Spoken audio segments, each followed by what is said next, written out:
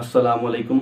मैं हूं रिजवान अवान और आज हम सीखेंगे इंग्लिश के कॉन्सोनेंट्स और वावल्स का बुनियादी फ़र्क। वैसे तो हम ट्रेडिशनल ग्रामर में ये सीखते आए हैं कि ए आई ओ यू जो हैं इनको वावल्स कहा जाता है, लेकिन असल में वावल्स ये नहीं हैं। इंग्लिश के टोटल 44 साउंड्स हैं, जिनमें से 20 वावल साउंड हैं और बाकी जो 24 साउंड्स हैं उनको हम कॉन्सोनेंट साउंड्स कहते हैं। अब कॉन्सोनेंट्स और वावल्स का बुनियादी फ़र्क क्या है?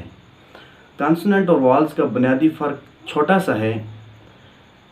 जब हम कोई भी साउंड जो है वो अदा करते हैं, उस दौरान अगर हमारी ओरल कैविटी से मुराद ये है हमारे लिप्स, हमारी ज़ुबान, टीथ और जो माउथ के अंदर अपर जो एरिया है, इसको हम टोटल को ओरल कैविटी बोलते हैं।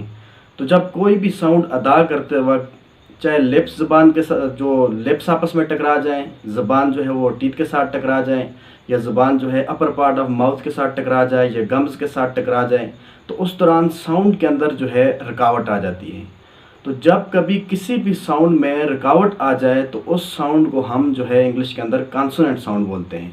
और अगर कोई भी साउंड बोलते वक्त उसमें रुकावट ना आए तो ऐसे साउंड को वावल साउंड्स कहा जाता है। तो वावल का जो बुनियादी ताल्लुक है, वावल और कॉन्सोनेंट का जो बेसिक डिफरेंस है वो साउंड का डिफरेंस है।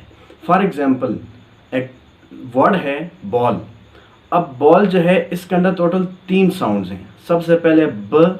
अब देखें, ब साउंड में हमारे जो लिप्स हैं दोनों आपस में टकरा रहे हैं और ब साउंड के अंदर रुकावट आ रही है। और दूसरा साउंड है अ। अब ब, अ एंड लास्ट साउंड जो है वो ल।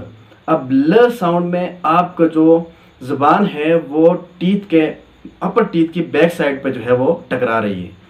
तो जो पहला और आखिरी साउंड है उसमें रुकावट आ रही है, जबकि जो मिड साउंड अ साउंड है इसमें ओरल कैविटी के अंदर कोई रुकावट नहीं आ रही, कोई चीज़ आपस में टकरा नहीं रही जिसकी वजह से साउंड के अंदर रुकावट आए। तो इसलिए इसका बॉल का पहला और लास्ट साउंड कॉन्सोनेंट साउंड है, जबकि जो मिड साउंड है वो वावल साउंड है।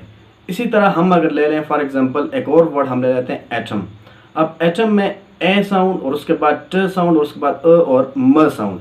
पहला जो साउंड है उसमें रुकावट नहीं आ रही, उसके बाद ठ उसमें फिर रुकावट आ रही है और फिर अ उसमें कोई रुकावट नहीं, और म इसमें देखें फिर लिप्स आपस में टकरा रहे हैं। यानी कि पहला साउंड जो है वावल साउंड है, दूसरा साउंड फिर कॉन्सोनेंट साउंड है, तीसरा साउंड फिर वावल है और चौथा साउंड फिर जो है वो कॉन्सोनेंट साउंड है।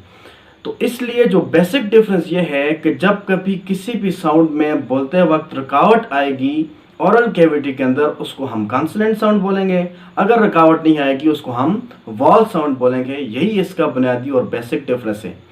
बाकी इसकी वावल्स की मज़ीद जो है वो आगे किस्में हैं, कॉन्सोनेंट्स की हैं, वो हम किसी इंशाल्लाह अपनी नेक्स्ट वीडियो में इसको डिस्कस करेंगे। ऐसे नाउन जो कॉन्सोनेंट से शुरू होते हैं, कॉन्सोनेंट साउंड से शुरू होते हैं, उससे पहले हम ए लगाते हैं, और जो वावल साउंड से जो नाउन शुरू होते हैं उससे पहले हम एन लगाते हैं। For example dog. अब डॉग की जो बिगिनिंग साउंड है वो ड से है, उसमें रुकावट आ रही है, वो कॉन्सोनेंट साउंड है और उससे पहले हम लगाते हैं अ डॉग। अब उसके बाद हम फॉर एग्जांपल अम्ब्रेला। अब अम्ब्रेला की जो बिगिनिंग साउंड है वो अ से है, यानी उसके अंदर रुकावट नहीं आ रही, वो वावल साउंड से है, इसीलिए हम उससे पहले एन लगाएंगे, एन अम्ब्रेला।